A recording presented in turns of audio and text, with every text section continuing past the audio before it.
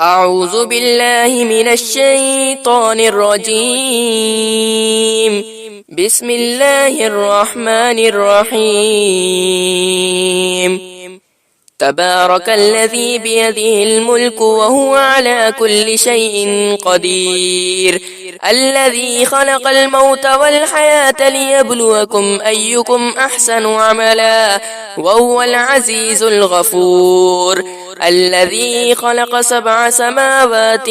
طباقا، ما ترى في خلق الرحمن من تفاوت، فارجع البصر هل ترى من فطور، ثم ارجع البصر كرتين ينقلب إليك البصر خاسئا وهو حسير، ولقد زينا السماء الدنيا بمصابيح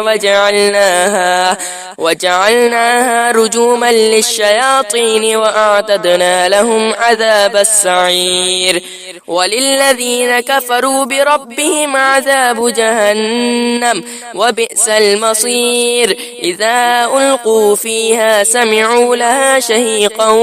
وهي تفور، تكاد تميز من الغيظ، كلما ألقي فيها فوج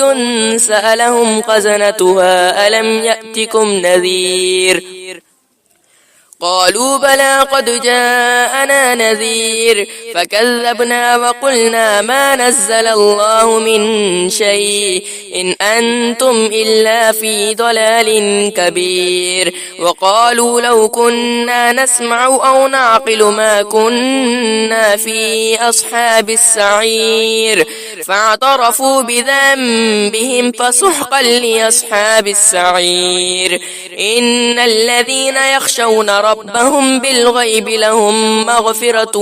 وأجر كبير، وأسروا قولكم أو اجهروا به إنه عليم بذات الصدور، ألا يعلم من خلق وهو اللطيف الخبير، هو الذي جعل لكم الأرض ذلولا فامشوا في مناكبها وكلوا من رزقه وإليه النشور، أأمنتم من في السماء أن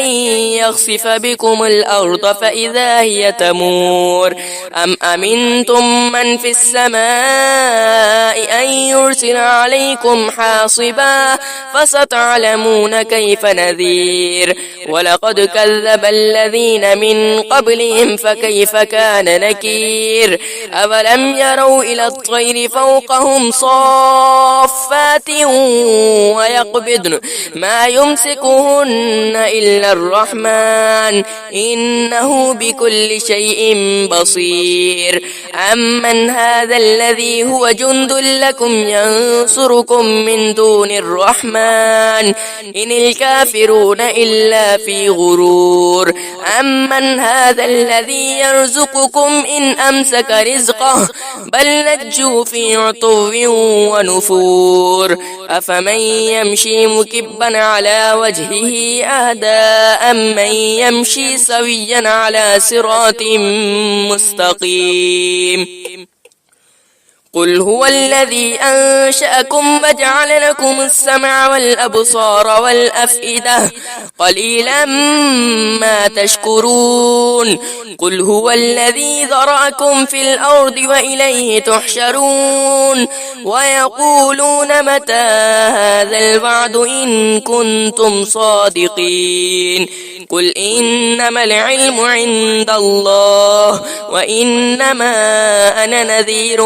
مبين، فلما رأوه زلفة سيئت وجوه الذين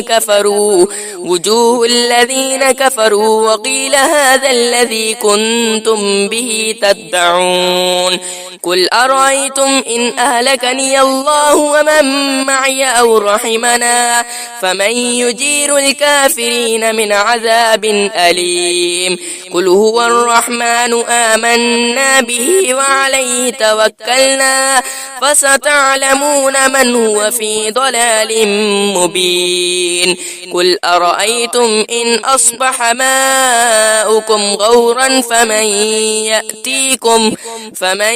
يأتيكم بماء معين صدق الله العظيم.